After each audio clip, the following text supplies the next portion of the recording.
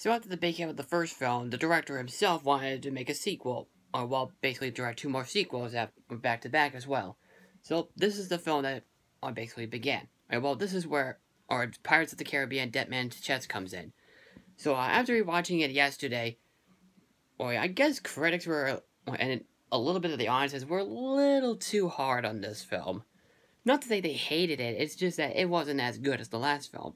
That may be true, but honestly, I really do think, I still think it's great, a great sequel. It was close to being as good, but there's only one major problem with the film. But we'll get that in a minute. So, what's going on? So, let's talk about the story in this one. It opens up with our two main characters from the last film, William and Elizabeth, played again by Orlando Bloom and Keira Knightley. They are being arrested by this guy who made an arrest warrant towards them because they worked out with Captain Jack Sparrow. And then a little bit later, we do see Jack Sparrow played again by Johnny Depp. He or what do we call it? Is trying to find trying to find a key to unlock a chest called the Dead Man's Chest. But then while that's going on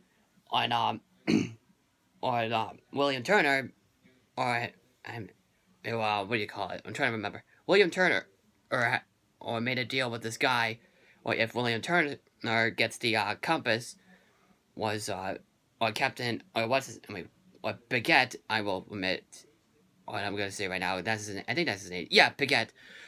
He makes a deal with him, and says if he gets Jack Sparrow's compass, he'll grant his freedom and Elizabeth's freedom. And so he sets off to find Jack Sparrow because he and his crew of the Black Pearl are basically trapped inside of a native land. And it's kind of like similar to Return of the Jedi almost, but we'll get to that in a minute. They do get on Jack Sparrow. They went off, and then they find the actual main villain of the film, known as Davy Jones, played by Bill Nye, who you may recognize him as Spike as Whitey from the DreamWorks movie and Artman Studios film, Flushed Away. You know, the guy that goes, "I cut my legs straight, Spike." The guy with the two pink eyes. That's what he played as. So, he basically, Davy Jones was actually supposed to be the captain after 13 years. But Jack Sparrow was like, actually, I got 2 years. I only was a captain for 2 years. He basically makes a deal with him. If he gets 99 souls, he'll let go of William Turner, and he'll set them free. So they do try to find other people, including the other character from the last film, James Marrington, who was actually in the drunken mood in this film, which is pretty hilarious.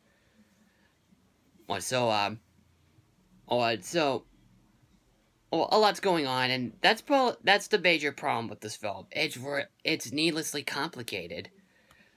I'm not gonna act like it's a bad story. I mean, it does go all over the place. For example, you already know, 1 minute is about Jack Sparrow, and the other's with William Turner and Elizabeth Turner. There's a lot of things going on in this film.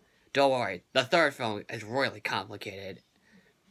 But we'll get to that in a little bit. But what still works in this film, I still think it really works. The characters are still incredibly enjoyable. I especially love Johnny Depp as Jack Sparrow, the new villain. Davy Jones is like the best villain in these films, along with another villain in this franchise. Which I will get to that as well. The effects are actually better than the last film, even though the first film's effects were really good. They were very impressive. Well, these effects are really great. So when the films went on and on, they got even better and better. So Davy Jones himself is awesome. I love his voice. I love the motion capture effects. His face is more like an octopus face. It's so freaking cool. And his arm is a crab claw. And his peg leg is so freaking cool too. He's a really and he plays the organ really cool. The other character, Calypso, whatever her name is, is just really cool too. James Norrington is great. I love Elizabeth and William Turner. They're still great. Bootstrap Bill was in the movie as well, because in the first film they were mentioning about William Turner's father. So now William Turner's father are together right now, and they do. And it is pretty neat that they're trying to that the father wants to form a friendship with him. Like somehow it does look like he legitimately cares for his son. Just like how Elizabeth's father legitimately cares for his daughter in the last film, and he really wants to help his daughter in this film as well. And the relationships and the chemistry and the camaraderie of these characters are very well done too. It's just a story that just goes all over the place, and it's really complicated. But there's still a lot of really good laughs. There's a ton of very funny jokes, and a lot of very exciting action scenes.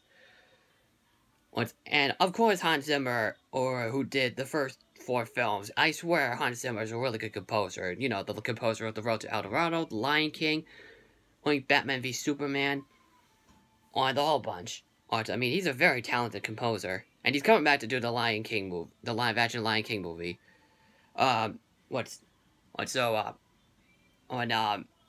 So, yeah, overall, I do really think it's a great sequel. If you haven't seen it yet, go ahead and check it out. It's really not a bad film. I still think it's great. It would have been perfect if the story wasn't complicated, but at least it's told nicely. At least it's told well, and it's not written badly. But it's not perfect. But it's still a great film regardless. And if you if you want to see a film that has a complete story to tell, well, maybe you won't like this one, like how everybody else didn't really necessarily care for it.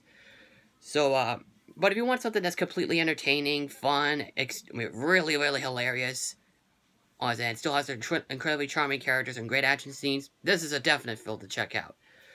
So, yeah, so if you have seen it, what did you think about it? Just comment below just leave a comment, just follow me on Twitter or Facebook, and subscribe to my YouTube, and follow me on Stardust, and I will see you in the next video. I am the Bostonian Critic, and I am signing out. Take care.